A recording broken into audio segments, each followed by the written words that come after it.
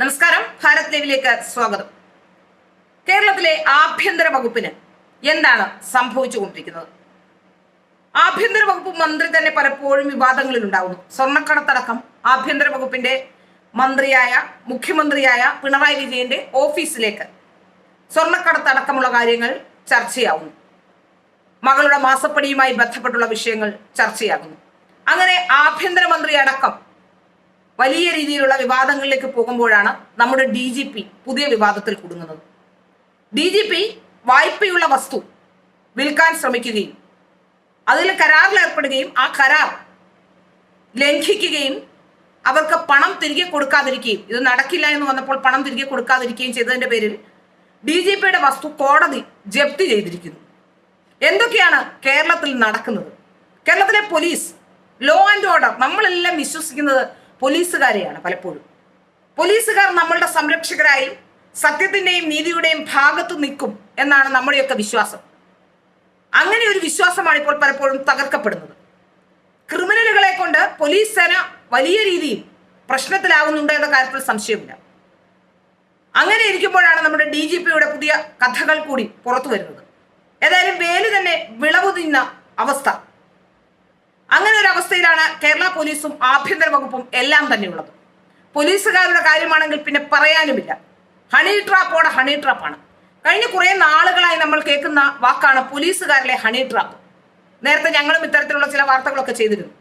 ഏതായാലും പോലീസുകാരെ സംബന്ധിച്ച് ഹണി ട്രാപ്പുമായി ബന്ധപ്പെട്ട് ഇത്തരം വാർത്തകൾ ചെയ്യുമ്പോൾ പലരും പറയുന്നത് അത് ഞങ്ങളുടെ വ്യക്തിപരമായ കാര്യമല്ലേ.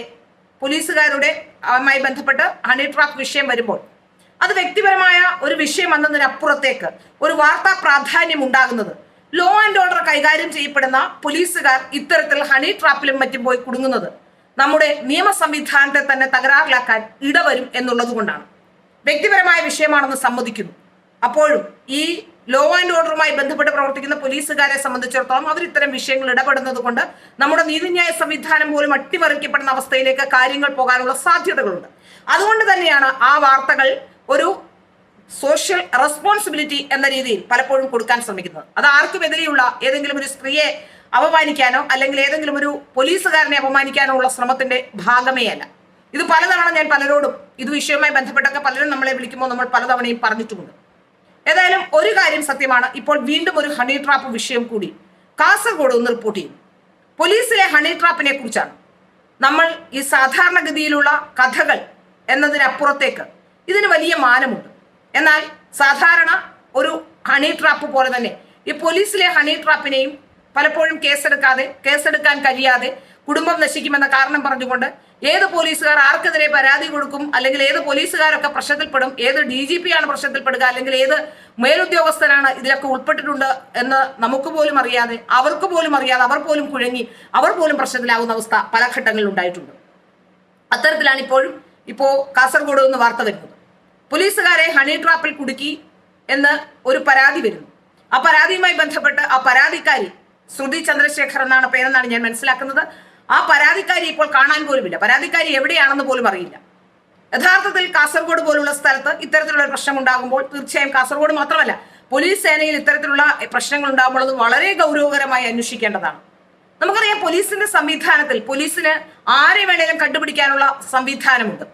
ഈ പോലീസുകാർ ഒരു അഫയർ ഉണ്ടാക്കുമ്പോൾ, അല്ലെങ്കിൽ പോലീസുകാർ അവരുടെ ഏതെങ്കിലും തരത്തിലുള്ള ഉഡായിപ്പിനായി സ്ത്രീകളെ കൊണ്ടു നടക്കുമ്പോൾ ഈ സ്ത്രീകളുടെ പൂർവ്വചരിത്രം, അല്ലെങ്കിൽ ഈ സ്ത്രീകൾ ആരാണ്, എത്തരത്തിലുള്ള സ്ത്രീകളാണ്, എന്താണ് ഇവരുടെ ആക്ടിവിറ്റീസ് എന്ന് മനസ്സിലാക്കാനുള്ള സംവിധാനം ഏറ്റവും കൂടുതലുള്ളവരാണ്. പക്ഷെ ഒരു പോലീസുകാരും അതിന് ശ്രമിക്കുന്നില്ല. അല്ലെങ്കിൽ അത്തരത്തിൽ ഒരുപക്ഷെ വിവാഹം കഴിക്കാനല്ലാത്തത് കൊണ്ട് അത്തരം വിഷയങ്ങളൊന്നും ഒരുപക്ഷെ പോലീസുകാർക്ക് കാര്യങ്ങളാവില്ല. കുറെ നാൾ ഇങ്ങനെ കൊണ്ടു നടക്കാനും കുറെ കാര്യങ്ങൾക്ക് വേണ്ടിയൊക്കെ മാത്രം അവർ ഉപയോഗിക്കുന്നത് കൊണ്ടാവും അത്തരം വിഷയങ്ങളൊന്നും തന്നെ അവർ ശ്രദ്ധിക്കുന്നില്ല. ഒരു സ്ത്രീയെ സംബന്ധിച്ച്, അല്ലെങ്കിൽ ആ സ്ത്രീക്ക് എന്താണ് പ്രശ്നം, ആ സ്ത്രീ എങ്ങനെയുള്ള സ്ത്രീയാണെന്ന് അന്വേഷിക്കാതെ പോയി പെടുന്നത് കൊണ്ടുണ്ടാകുന്ന വലിയ ദുരിതങ്ങൾ പോലീസ് സേന ഇപ്പോൾ അനുഭവിച്ചുകൊണ്ടിരിക്കുകയാണ്. പക്ഷേ ആർക്ക് പുറത്ത് പറയാനോ അല്ലെങ്കിൽ കേസെടുക്കാനോ കഴിയാത്ത രീതിയിലേക്ക് കാര്യങ്ങൾ മാറി. ഇവിടെ പ്രശ്നം അതല്ല. നമുക്കറിയാം, നമ്പിനാരായണൻ അടക്കമുള്ളവർ ഉണ്ടായിരുന്ന കേസുകളെ പറ്റിയൊക്കെ നമുക്കറിയാം. ആ കേസിന്റെ മെറിറ്റ് കോടതി അത് വിധി പറഞ്ഞു കഴിഞ്ഞാൽ അതിനെക്കുറിച്ച് ഞാൻ പറയുന്നില്ല. പക്ഷെ അത്തരത്തിൽ ചർച്ച ചെയ്യപ്പെടാവുന്ന ഒരു വിഷയമാണ് പോലീസിലെ ഈ ഹണി ട്രാപ്പ്. കാരണം ഹണി ട്രാപ്പുകാർ ഏത് വിധത്തിലാണ് നമ്മുടെ പോലീസ് സേനയെ നശിപ്പിക്കാനാണോ, നമ്മുടെ ലോ ആൻഡ് ഓർഡർ സംവിധാനത്തെ നശിപ്പിക്കാനാണോ, അതോ എന്താണ് അവരുടെ ഉദ്ദേശം എന്നുള്ളത് വ്യക്തമായി നമുക്ക് മനസ്സിലാക്കാൻ കഴിയാത്തിടത്തോളം വലിയ പ്രതിസന്ധി തന്നെയാണ് പോലീസ് സേനയിലടക്കം ഇത് ഉണ്ടാക്കാൻ പോകുന്നത്. എന്നാൽ ഇത് കണ്ണടച്ച്, ഇത് ഒരു സാധാരണ ക്രൈം പോലെ തന്നെ കണ്ണടച്ചാണ് ഇപ്പോൾ ആഭ്യന്തര വകുപ്പും പരിഗണിക്കുന്നത്.